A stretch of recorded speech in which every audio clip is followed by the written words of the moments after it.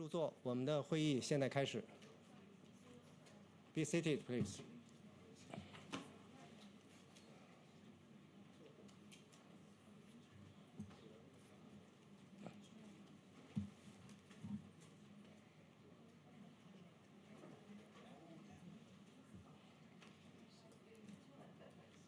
尊敬的来宾们、女士们、先生们，上午好！我是世界自然基金会中国办公室的副总干事周飞。今天的会议由我来主持。感谢大家参加今天的会议。我们今天的议题是发展中国家的净零转型，共同促进创新型气候投融资。气候行动似乎正在偏离计划，自然保护行动依旧滞后。我们的经济和金融体系赖以维系的基石正在承受着巨大的损失和风险。我们现在急需向近零排放、自然向好的经济模式转变，在未来几十年内对低碳和对自然向好的资产进行大规模的投资，以应对全球环境挑战，抓住可持续发展的机遇。今天很高兴我们大家能相聚一堂，为发展中国家可持续和近零排放的未来做出贡献。今天的编会有几个环节：开幕致辞、主旨演讲、圆桌讨论和报告的发布。在第一个环节，我们荣幸地请到了世界自然基金会气候与能源议题负责人 Manuel 先生，第28届联合大会副主席、中国环境科学学会气候投融资委员会主任李高先生。好，下面我们有请 Manuel 先生发言。Manuel, please.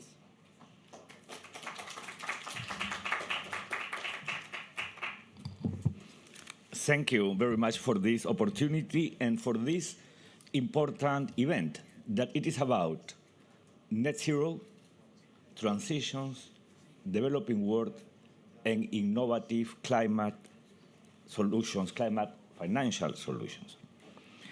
So let me start by recognizing to all of us where we are. We are in a difficult time.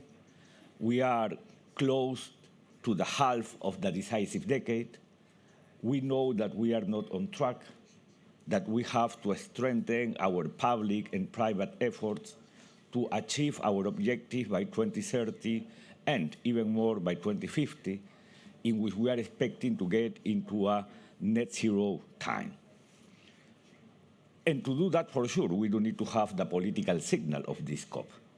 This COP28, it has been organized mostly around the global stocktake. And the global stocktake, it is a so important instrument, not only to define where we are, that probably we came into this COP by knowing that. We knew that the conclusion of that global stocktake would be we are not on track. We have to double our efforts. Current NDCs are not enough. We have to continue encouraging countries to develop their long-term strategies. But more than that, the global stocktake, it is so key and I hope so instrumental for the next cycle of the NDCs.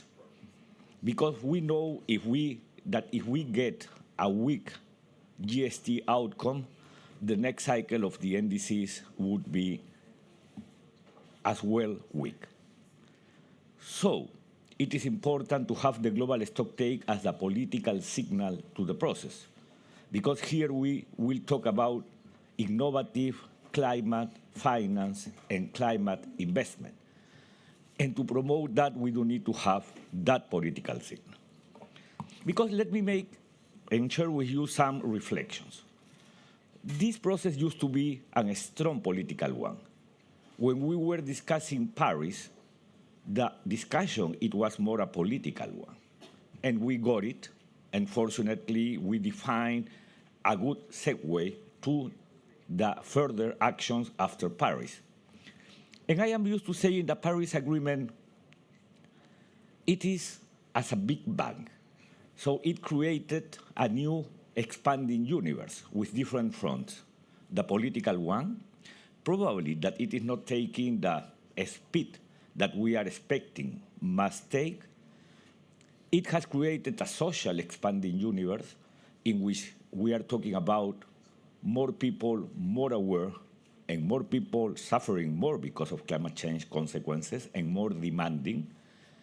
But it has mostly created an economic and financial expanding universe. So when we see this COP, 100,000 people, it is because it's becoming an economic process. What it is fantastic, it is good, because in the beginning we were expecting to have climate well connected with the economy. The climate debate sending those political signals to the economy. And that in some way has happened. And also to the financial side of the equation. It's becoming also a financial COP.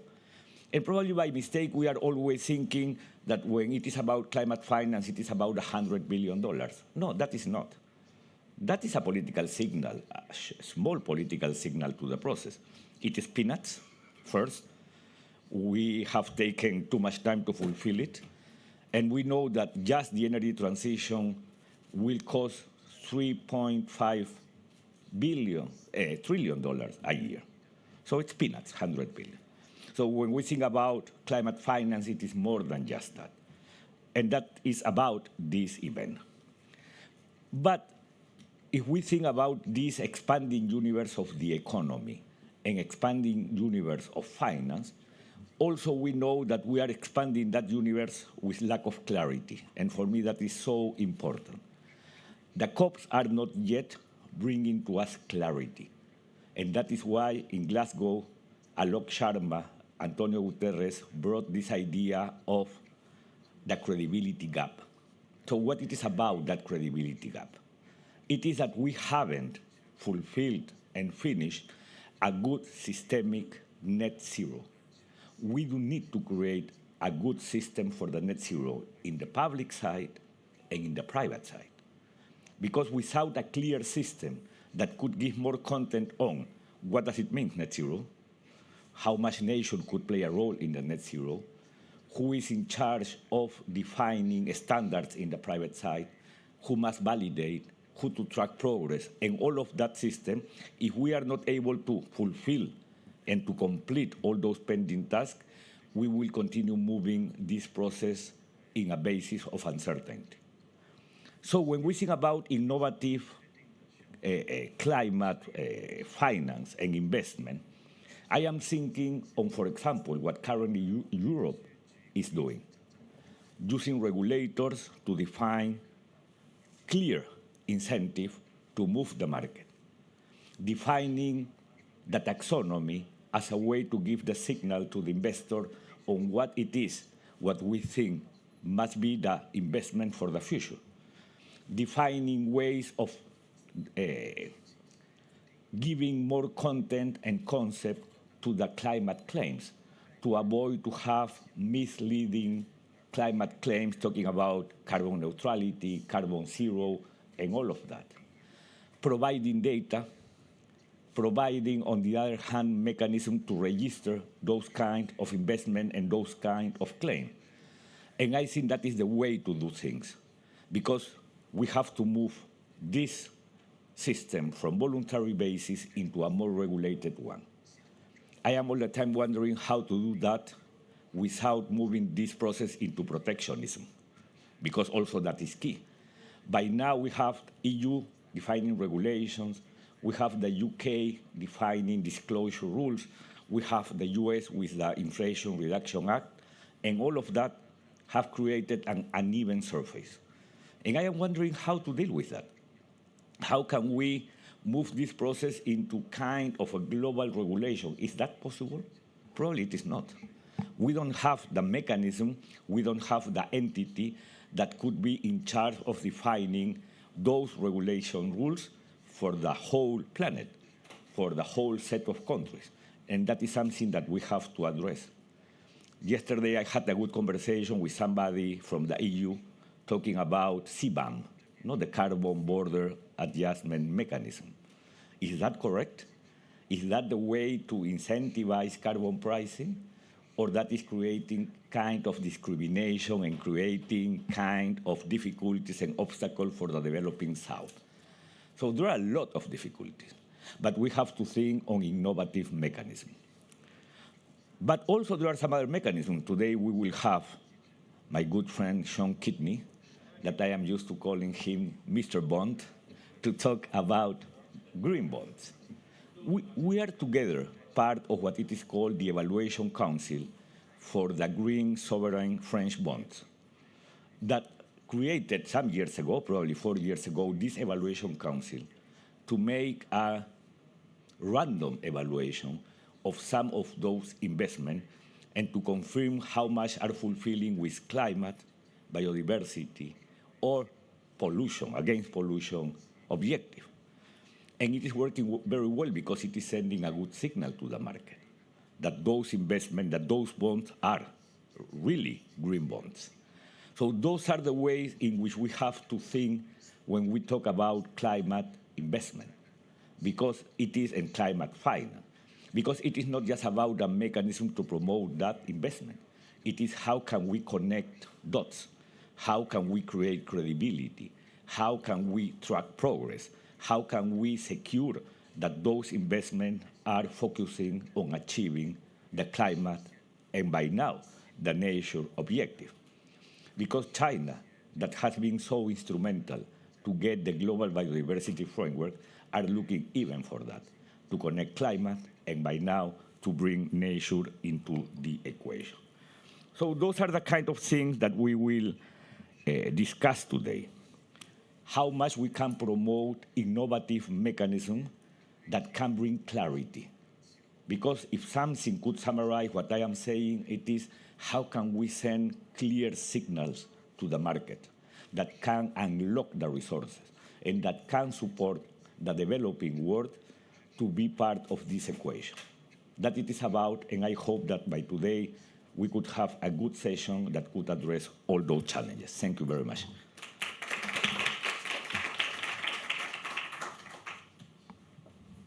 Thank you, Manuel. 下面我很荣幸的邀请李高主任发言。李主任，请。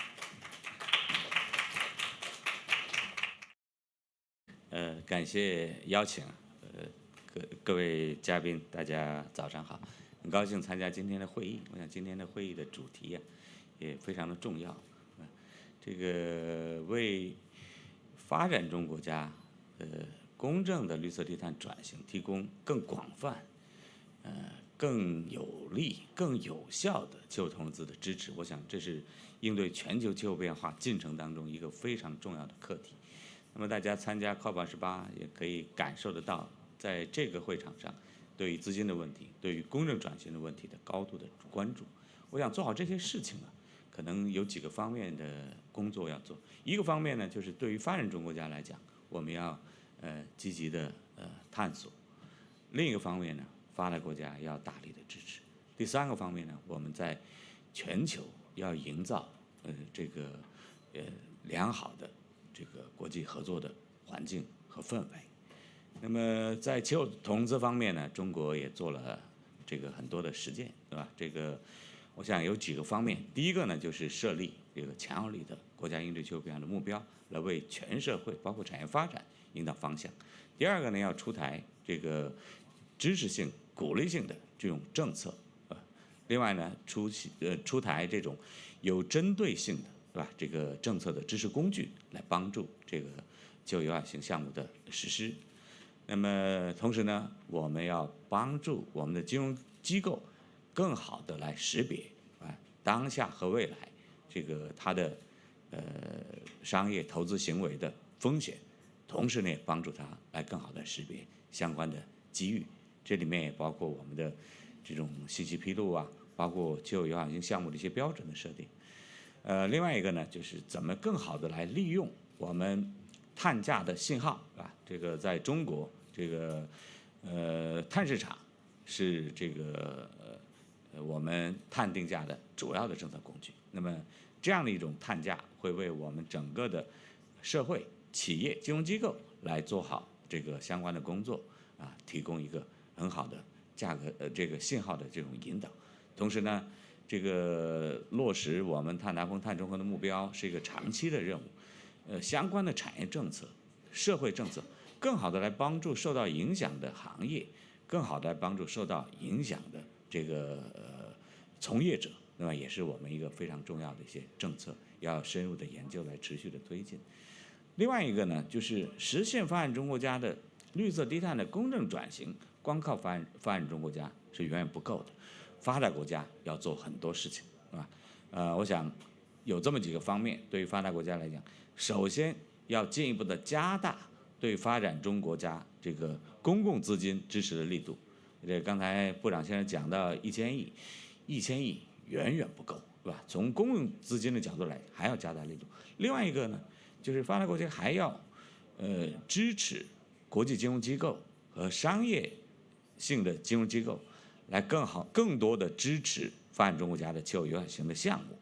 那么这种支持，应当是在这个资金成本上，对吧？包括利率，要给予优惠，对吧？如果没有这样的一些条件，发展中国家很多的项目实际上是得不到支持的。这个另外一个呢，我们在讲到公正转型的时候，有一点非常的重要我们讲全球这个2050年净零碳排放，但如果发达国家设置的目标也是2050年实现净零排放，那么对于发展中国家来讲，公正从何谈起呢？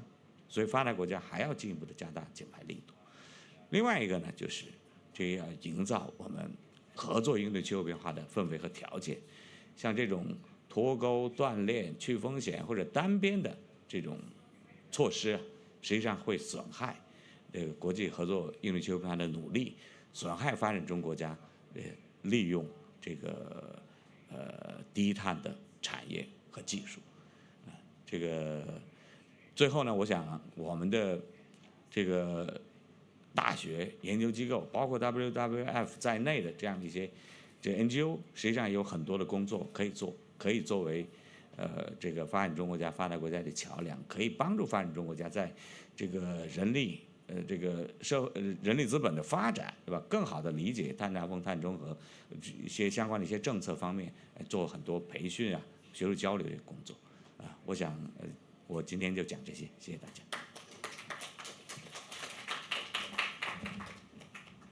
谢谢李主任。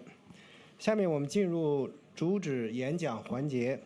首先有请国家金融监督管理总局政策研究司2级巡视员李晓文女士，谈谈如何加强绿色金融国际合作，来共同应对气候变化。请李女士。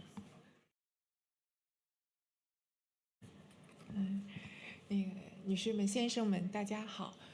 非常高兴能够来到这个熊猫角，跟大家就这个绿色金融国际合作如何开展，并共同应对气候变化来进行一些探讨哈。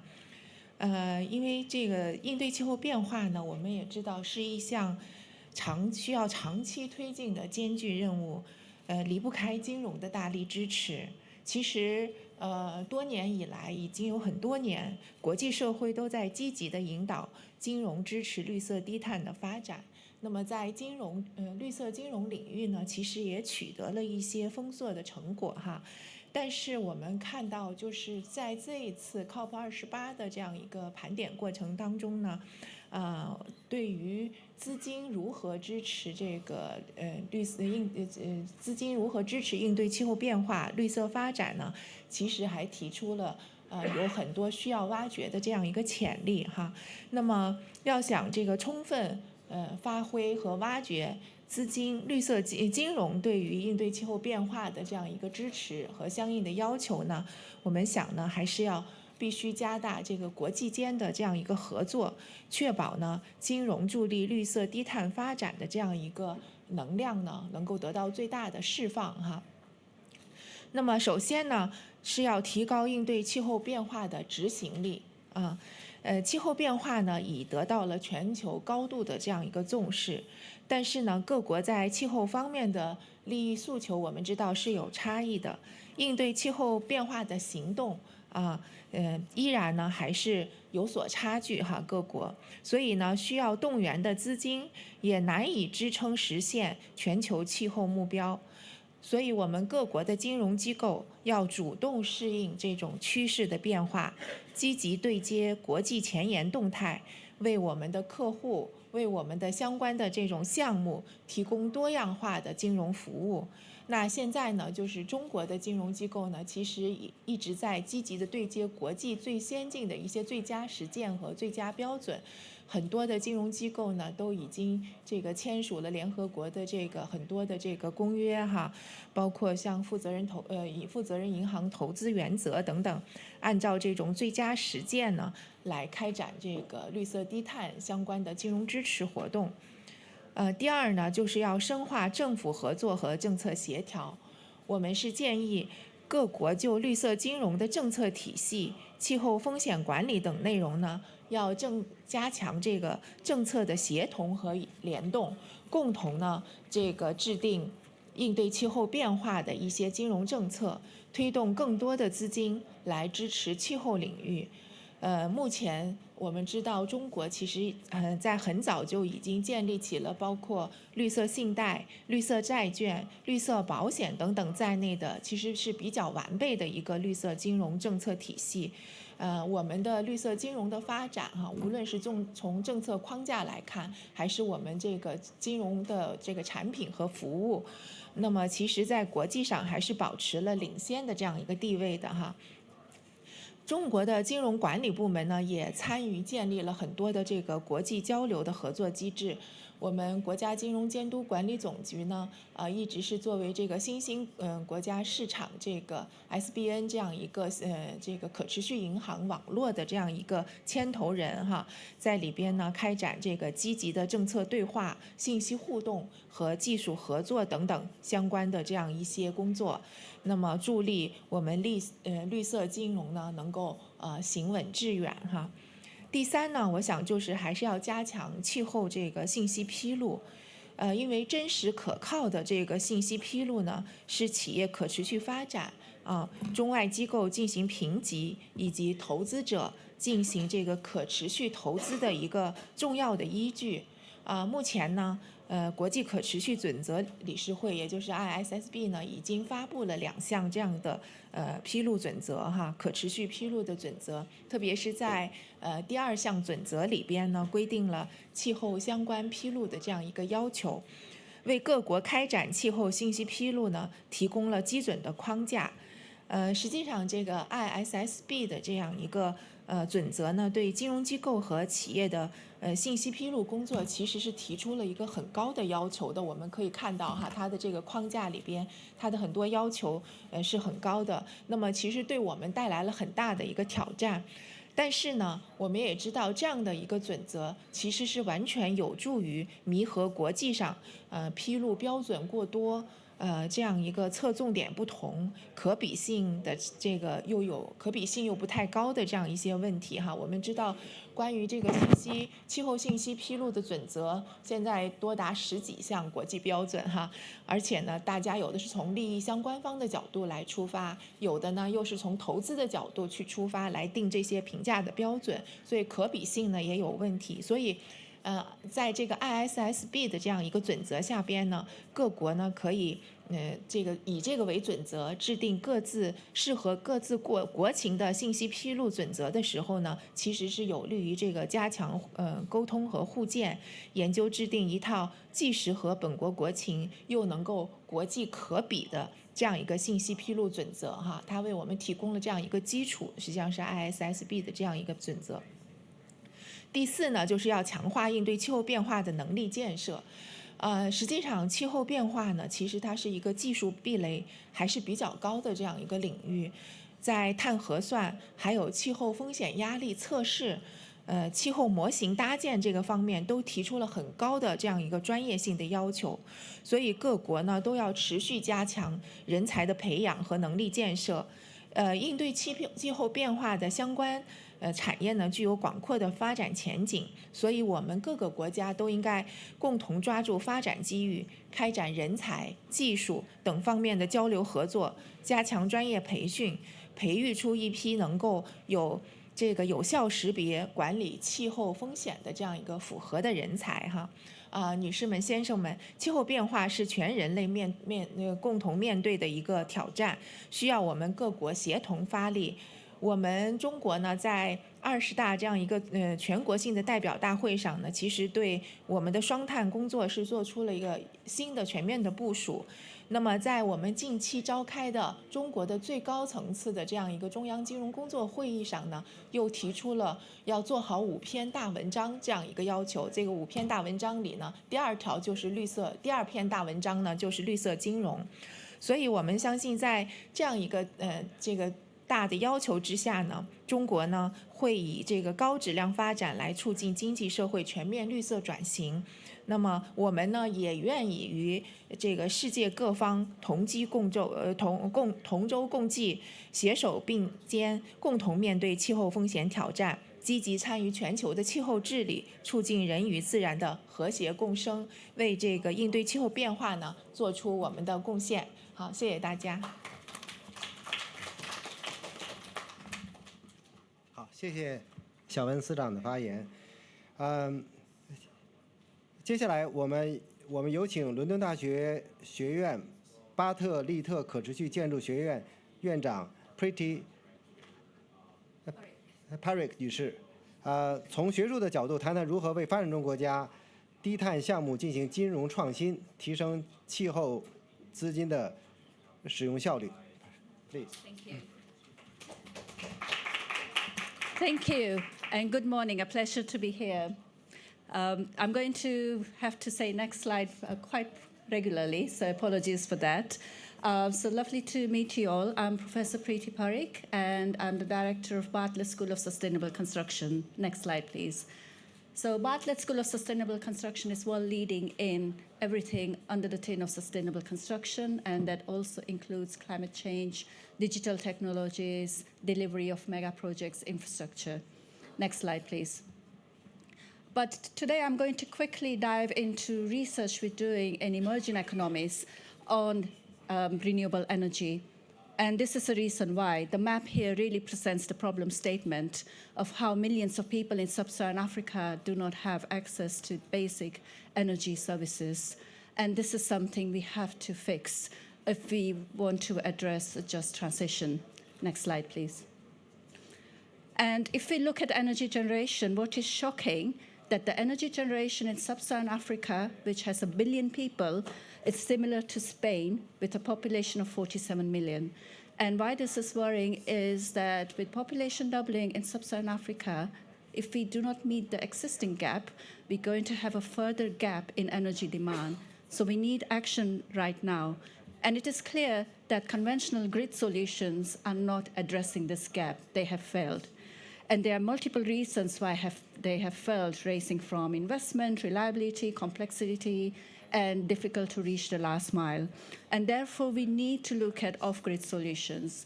But to make those solutions work, we need them to be inclusive, decentralized, affordable, and we need innovative business models. So the work we do in my center is looking at those electricity users in villages in sub-Saharan Africa who are on off-grid systems, looking at databases which no one else has access to, customer databases of how they use electricity, to understand customer archetypes, to develop new business models. Next slide, please. Because typically what we have is we have our conventional on-the-grid systems, and there are a range of solutions and range of fossil fuel sources for that.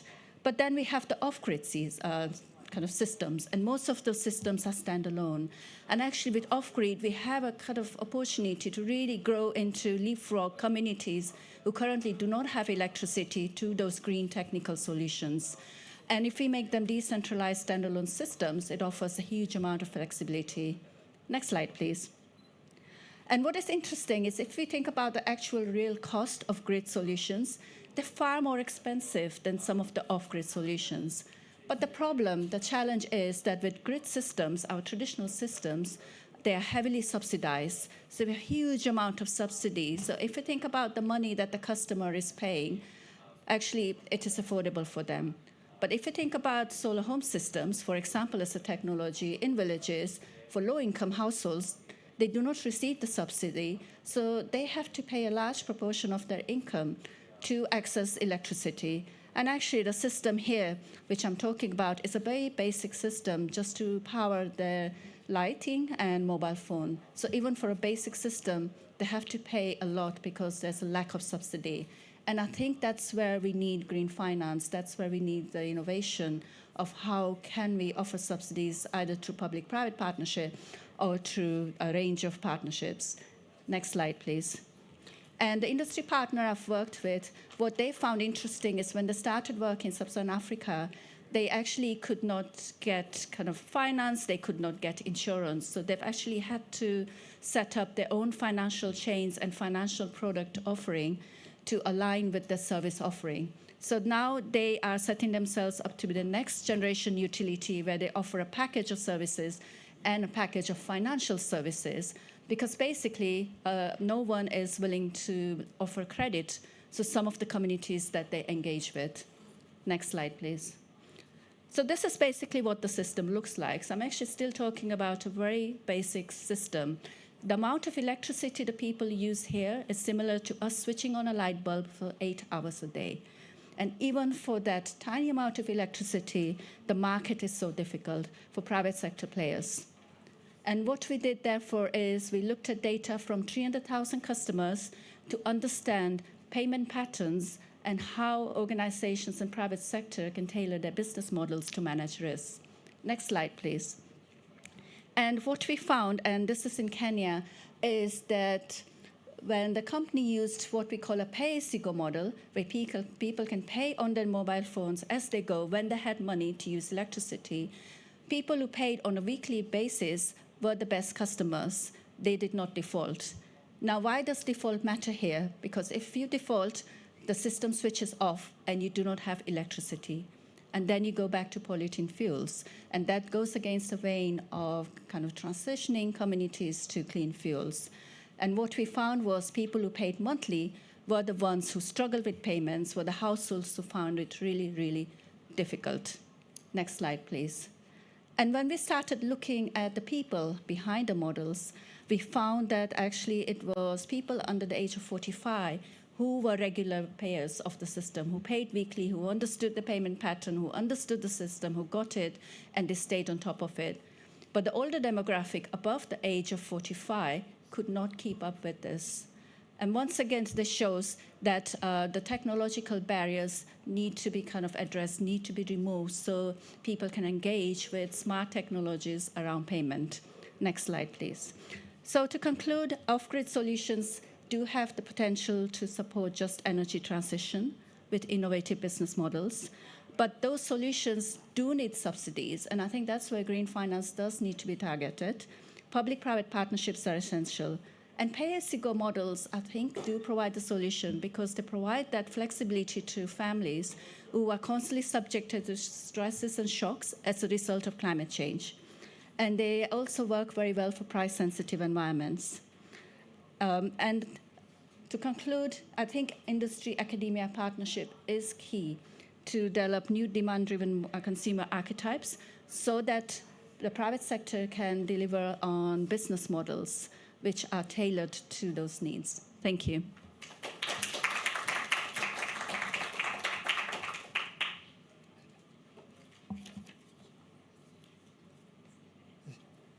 Thank you, Pretty. 接下来我们进入圆桌讨论的环节，有请伦敦大学学院生态经济学教授孟静女士来主持这个环节。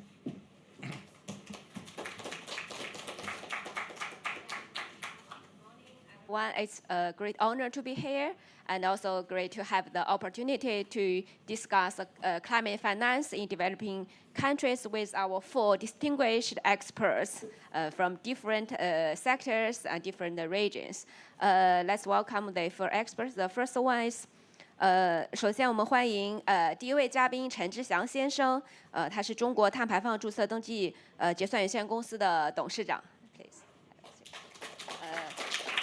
Our second guest is Singh Kidney, is a co-founder and CEO of the Climate Bonds Initiative. Welcome. 我们第3位嘉宾呢是孙永平教授，是碳排放权交易省部共建协同创新中心的联席主任。Our last experts, Mark Maslin is my colleague from UCL. He's Pro-Vice President of Climate Change and also the Professor of Earth System Science. Thank you. Yeah. Due to the limited time, I have to ask you to keep your answer within 3 minutes. Sorry. 好，那我从我们的陈志祥先生开始问问题。陈志祥先生，我知道，我们的那个中碳登呢是全国碳市场的登记部，那在我们的碳定价方面呢发挥非常重要的作用。我也想请问您，对于发展中国家在我们的转型方面的碳定价和这个排放经济的约束方面，您有什么看法？非常高兴啊，代表这个中碳登来参加今天的熊猫角辩会。刚才听了李高主任和我们理事长的政策指导层面的建议，我们作为实践单位非常受启发。我们这里呢，因为我们集团旗下有2家碳市场的机构，一个是全国性的叫中国碳排放权注册登记结算公司，一个是湖北省碳排放权交易中心。目前呢，我们从2家机构的角度，分别为气候投融资做了相关的一些工作。一方面呢，是中国碳排放权中碳登，主要是为全国碳市场未来开展气候投融资，奠定一定的相关的政策、制度、流程以及主体的基础。这方面呢，我们一方面是参加相关的政策研究，营造一个参与这样的一个政策环境的制定。第2个方面呢，就是对于相关的服务和产品的探索，我们做了一些相关的努力。第3个方面呢，就是对于已经进入碳市场和即将进入碳市场的市场主体，对它的以气候友好型这个主体的这种我们进行培育。同时呢，也在区域碳市场上进行了一些相关的碳市场的气候投融资的一些尝试。2个方面，一个是融资工具方面，相关的碳金融我们做了一些相关的工作。第2个是知识工具方面，我们发布了一些相关的指数，指数是进行气候投融资的相关的一个必然的一个基础。目前从实践的情况来看啊，一个气候投融资或者叫碳金融存在2个方面的薄弱的环节，一个是没有标准化，第2个是没有规模化。所以说呢，我们放在整个金融系统的角度上来看，我觉得可能也是存在3个宏观层面的问题。一个是金融机构的风控模型里面一般没有气候变量、气候压力的因子。第2个方面呢，就是气候的这个就是金融机构对于这个气候友好型、绿色的相关金融产品缺乏标准。所以刚才李局所说到的这个总局准备出台相关的这样的一个指导的一些相关的文件，这是对市场来说是非常有必要的。其实还有一个方面呢，就是可能在相关的这个金融机构执行低碳转型政策的时候过于激进，导致相关的融资从这个高碳转型的企业里面往外抽离。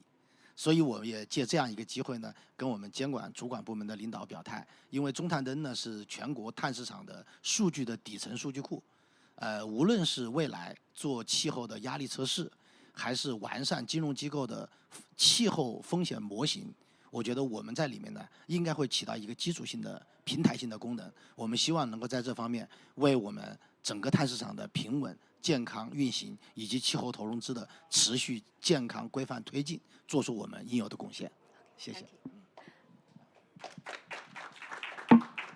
Hi, I know climate bonds initiative is quite successful. So what's your recommendation for promoting climate investment initiative in developing country? So what's your thoughts? So let's look at the scale. It's not 10 billion, not 100 billion. Globally, we have to invest $150 trillion US between now and 2050. And 70% has to be in emerging markets. So the challenge is huge. The good news is we have the capital resources. They're not always in the right place. They're in Japanese bonds or German bonds and so on. But we do have available capital on the planet. And most importantly, we have proven that we can mobilize green finance with the right kinds of measures. So over the last few years, we've seen the growth of the green bond market from $2 billion to $4 trillion US outstanding now, as well as the green loan market. In China, there are 10 times as many green loans as there are green bonds, for example. So this is proof of concept. This is success. And I want to pay tribute to the foresight of Chinese regulators. The Chinese green bond market is now the world's largest. And it's that way because of people like Ye Yanfei at the banking regulator, who has been a pioneer, and we've just been speaking about him. I just want to put his name out there because he's one of the great leaders, but also the People's Bank of China that's really brought in regulation in this area. And I do want to pay a tribute to my friend Li Gao, who's also been a leader in developing these kinds of things and continues to be. Change comes when people work with energy and force to show what the future needs to be. We need to recognize that and support those people. But in China, it's been very, very successful. We've also developed clear guidelines for what qualifies as climate action through the Chinese Green Projects Catalogue, which in Europe has been copied into a taxonomy. And we at Climate Bonds have been working between the PBOC and the European Commission to develop the Common Ground taxonomy, which is a bridge between Europe, China, and other parts of the world. So there is progress. We do need to develop the concept of transition finance. This is especially important for emerging markets that are caught up in high carbon economies that need to shift to low carbon, and very important for industrial sectors like steel, property, cement, shipping, and so on. We need these industries. We can't do without them, but we need to rapidly, with appropriate ambition, turn to green. Thankfully, the steel companies of the world this year, not last year, but so much this year, are now beginning to wrestle with the need and the opportunity to shift to green hydrogen. In China, 75% of all blast furnaces are coming up for rebuilding in the next few years. They need to become green hydrogen blast furnaces, and thankfully, Baowu Steel with Sinopec is looking at doing that now. And the same applies in Japan, and the same applies in Europe. We also need to look at resilience. So for most emerging markets, their biggest problem is actually dealing with the impacts of climate change that are starting to become severe. An extension of green finance will be to provide support for countries in Africa, Latin America, and South Asia about resilience measures, improving the heights of ports and so on. Brazil is leading this. In a G20 this year, Brazil has made resilience a centerpiece of the G20 conversations, and you'll see finance coming out focused on resilience in the course this year.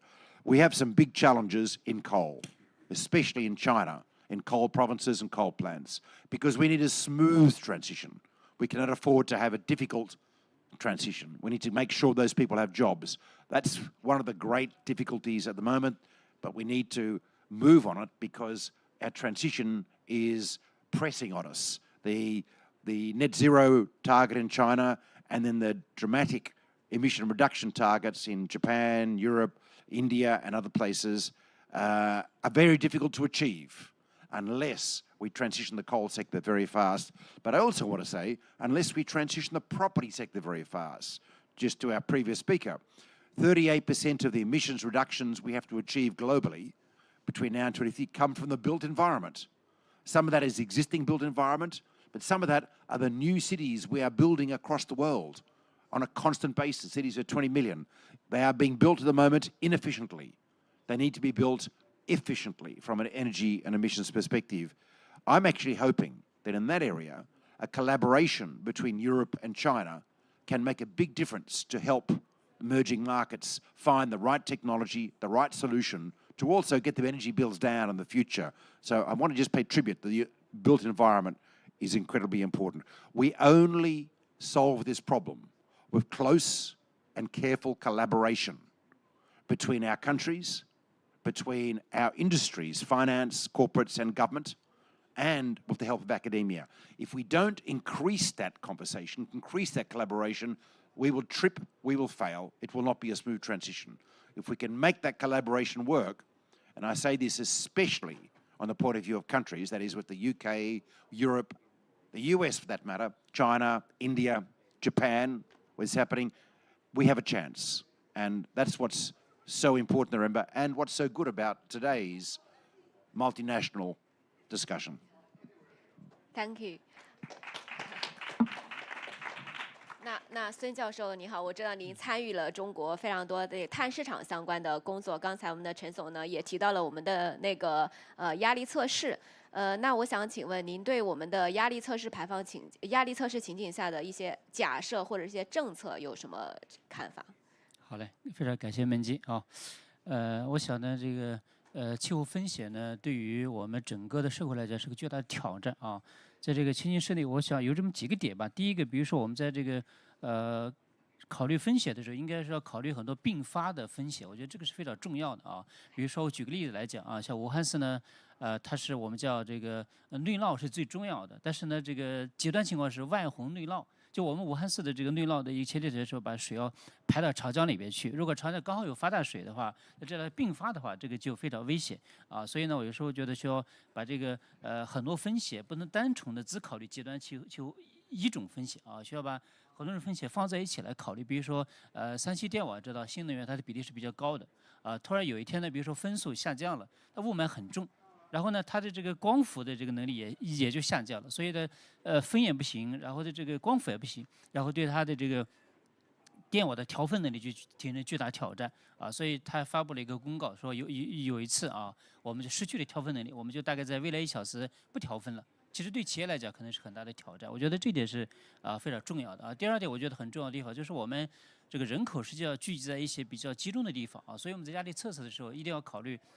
暴露度，有些是人口暴露度，有些是经济暴露度，是吧？这个地方人口特别多的情况下，即便一个小风险也能带来很大的这么一个损害，是吧？包括经济暴露度也是一样，像武汉2016年这个内涝的情况，其实也带来很大的一个经济损伤，就是它经济暴露度太高了，大家很密集的需要在这里交流或者怎么样啊，这个所以它会带来这样的问题啊。我想第三个呢，非常重要的就是我们要考虑一下这个。技术进步的速度，就是我们实际上假设现在是技术进步是不变的情况下，我们做的压力测试。但是有时候可能技术进步以后，比如说我们现在转型风险带来的这些成本或者怎么样，技术进步的时候可能它就不存在了，是吧？啊，它可能就变得没那么重要了啊。所以技术进步我觉得在这里也一定要考虑啊。第四个呢，就是我们还是要有一个国际视野，就是我们既要考虑。国内的转型的速度也要考虑一下国际的转型的速度，不然别人可能转型很快，你转得慢了，可能就会带来很多的风险，对吧？因为我们毕竟是一个，有时候是这个大家都在每天都在这个经济全球化嘛，对吧？每天都有联系啊，所以还是要既有国内视角，也有国外视角。好，我就先说这么多啊，谢谢。好，谢谢孙教授。Hi, Mark. I know you have done lots of work on risk management and the resilience of infrastructure. So what's your recommendation to help developing countries to promote long-term carbon pricing set up for risk management? Thank you, Jean. And thank you very much for having me on this panel. I think the first thing that we need to do is help emerging economies and developing countries actually understand their current energy demand. We know that many countries they do not actually have enough energy to fulfill their industry and their individual needs. So that's the first thing. Second thing is we need to actually then scenario build for the future. What do they actually need in terms of energy in the future? Because that's incredibly important. Once you know where the future is and what you need, then you can start to build it. And then what you do is you then think about, well, how do we incentivize that new build is actually renewables? How do we make sure that actually the pricing structure is correct? We have to be very careful, however, with carbon pricing, because the first thing is we do want to actually put the price there so we remove coal as quick as possible. But you have to be very careful because, of course, what you don't want is price spikes, which then affect your industry, which makes you less competitive, and also then makes the most vulnerable people have very high energy prices. So you have to be very careful. And then what happens is you can then start to actually move that to work out how do you then remove gas from the actual system as well. But I also say you need lots of different policies. Carbon pricing is just one mechanism. I'll give you an example of the UK. The UK has no coal in its energy mix at the moment. The reason being is because when we were part of the European Emission Trading Scheme, we set a floor. We said that the carbon price cannot go below this amount, whatever the fluctuations. And that actually meant that coal was always going to be unprofitable and wasn't actually going to be used. So that removed coal. However, you can't use that same system for, say, wind. And what the UK has done is use a different policy, which is then having a set guaranteed price for offshore wind. This allows companies to actually have a 5-10-year plan. They can then invest, and they say, I'm going to have a guaranteed profit. That's fine. So therefore, I can go to my shareholders, I can go and actually invest, take money from banks, and actually invest in all the infrastructure. So for me, the most important thing is carbon pricing is a very important tool. It has to be used very carefully, but also it has to be done with lots of other policies to make sure that sectors are encouraged and supported. And I support what Priti said, which is, again, we need to move subsidies away from the old fossil fuel central networks to much more dispersed renewable sector. Thank you very much. Thank you. Thank you all for sharing your thoughts and recommendation. Yeah, we are good time management in this session, but for carbon management, carbon price is crucial. So I have a question for all of you. So what's your thoughts about the possible range of carbon price in 2030 in developing countries? Yeah, 陈总，你现在开始。就是想问一下关于就是未来2030年发展中国家碳定价，你有什么看法？这个碳定价，这个中国的碳市场机制刚刚建立啊，它这个我觉得我们对于发展中国家的碳市场的建设有这样几个经验方面的意义。一个呢，我们从试点走向全国的经验，可以帮他们形成一个有规律、符合规律的这样的一个建设的一个经验。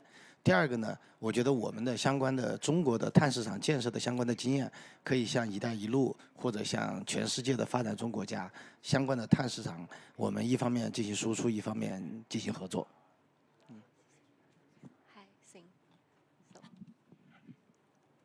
I'm not going to predict the 2030 carbon price. If I had the answer, I'd be rich. But I will say that interoperability of carbon markets is the next big agenda. So we need to get to a stage where there is interoperability between Europe, China, and other markets, especially in a way that we can support financing of forest protection in emerging markets. I'll leave that there. I will also say pricing is not how we solve industrial planning issues. So putting an extra price on something is useful, but actually planning is what counts. So planning for the right kind of direction in the steel industry is way more important than bringing in a price thing. Pricing is just useful. And that applies everywhere. Look at the Inflation Reduction Act in the US, which is a piece of industrial planning for a whole lot of incentives, which is changing the characteristics of industry in the US. That's what, by 2030, will become the norm. China knows a lot about that. China has much to share with the world about how to invent a future. In this time, invent a future that is green. 好嘞，谢谢啊。我们说这个碳市场实际上有点自我革命的感觉啊，就是我们一方面需要一个高的一个碳价格信号，然后为我们这个气候行动啊，为我们的这个创新啊提供一个这个动力啊。但是当这个技术进步特别快的时候，特别快的时候，我们这个碳的排放就下降了。那碳市场它覆盖的规模自然就下降了，对吧？所以这个这是一个我们叫自我革命的过程啊，就像我们的二氧化硫交易一样，早期的时候价格是高的，最后就没有了。为什么没有了？不是因为不排放二氧化硫，是因为技术已经足够的先进，已经可以处理二氧化硫了。是吧？所以非常有意思啊。所以非要如果说我们要预测一个价格的，我觉得可能比如说100到200之间，可能是一个合适的价格啊。谢谢。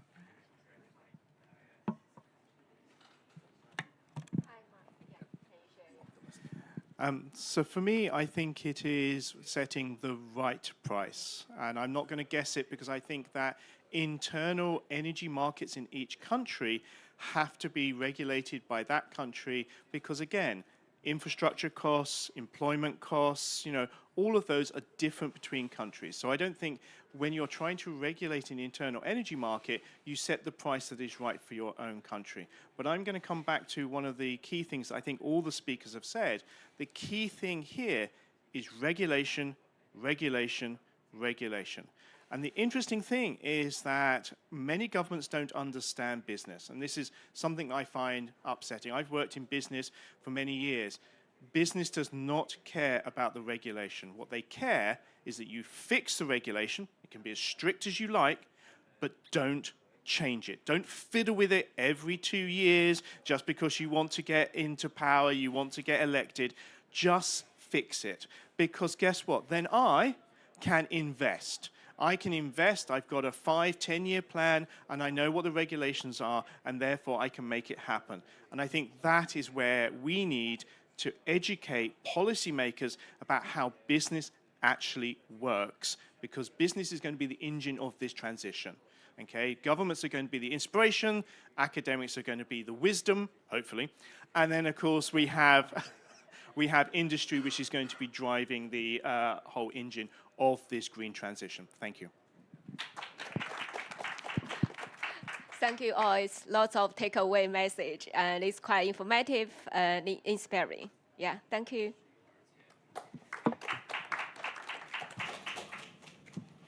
好，谢谢。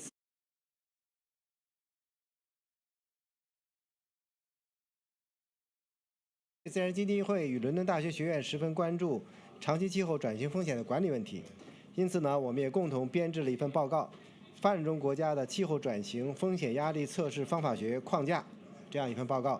这个报告是在帮助更多的金融机构能够预测、识别、积极管理气候转型的风险。下面有请世界自然基金会的高级经理杜红霞女士来发布这个相关的报告。Thanks, Mr. Zhou Fei, and good morning, ladies and gentlemen. So today we are going to talk a very important topic of the stress testing, both for the government, the business, and the financial institutions.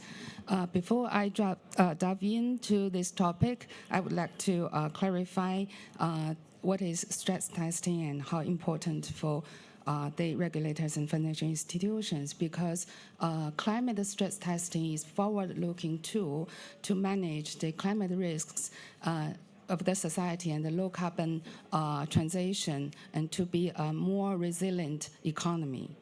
So the future climate policy to support transition, including what the panelists just talked about, the carbon pricing, the policies, regulations, are highly uncertain.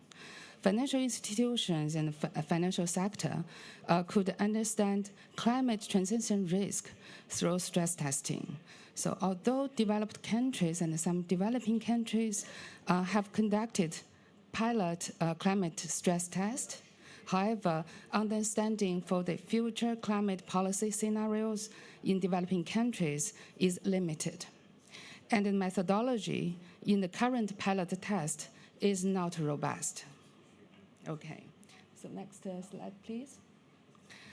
So in this study, we try to develop a practical stress testing methodology framework for developing countries.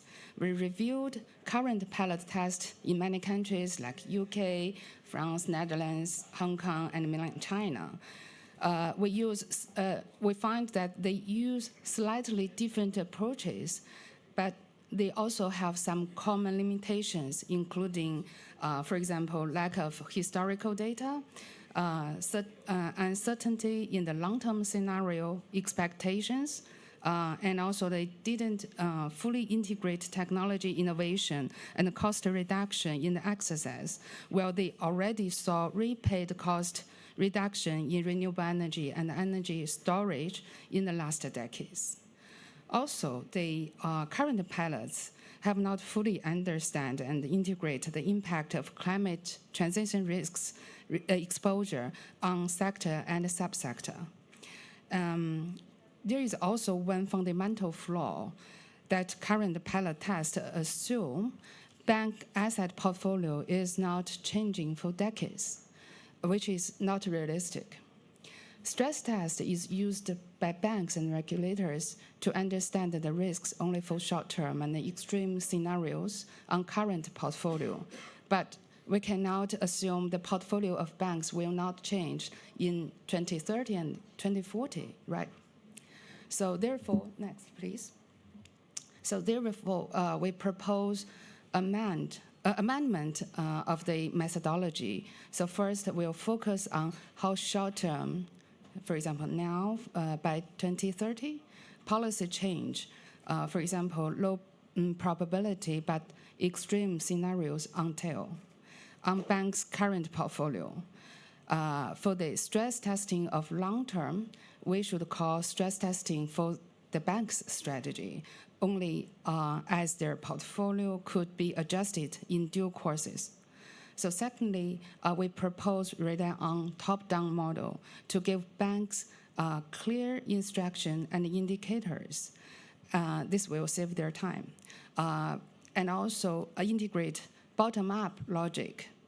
Thirdly, we also need to integrate the second-order impact. Some sector does not generate emissions directly, but may suffer loss in transition risk. For example, the coal mining machinery sector may be affected heavily if the transition accelerates and could lead to high probability of insolvent loans to the banks.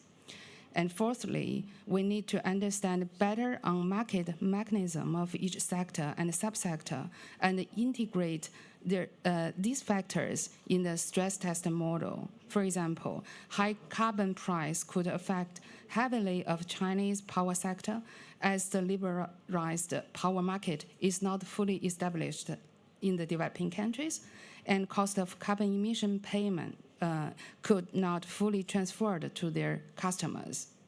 However, the cement industry may be able to digest the impact of high carbon emission cost, reduced cost through its full market pricing mechanisms. So next, please. And also we find the network of central banks, NGF, so-called NGF scenario assumptions are very useful foundations for stress testing scenarios. But there is also flaws, like they are not specific enough, and their model may not fit in the developing countries. I know some stakeholders in China that disagree the scenarios defined in the NGF scenario. So we need to develop a distribution of carbon pricing and the policy scenario for developing countries in order to progress the pilot testing exercise. We can also need collaborate to reach these outcomes. So finally, to conclude, I would like to highlight the importance of conducting transition risk stress tests. They are good for several reasons. First, regulators and for banks to understand the climate transition risk exposure. They also help to guide industry investment in investing in high emission and high transition risk assets immediately.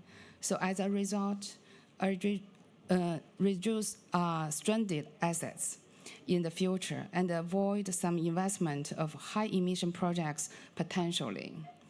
However, we also need to work together to enable better scenarios for developing countries. We need to conduct tests properly to understand the potential shock of extreme scenario on the current portfolio.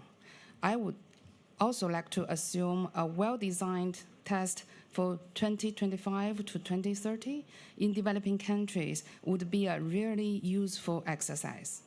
Thanks a lot, and I would like to hear your advice and deliver a final paper by March 2024.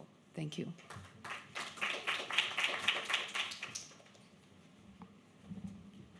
好，谢谢红霞。非常感谢各位的参与。我们今天的编会的这个内容是非常丰富的，每一个想法和见解都会为促进气候资金的使用效率、创新气候资金的机制、引入更多的气候资金做出贡献。我们今天的编会到此结束，那谢谢大家。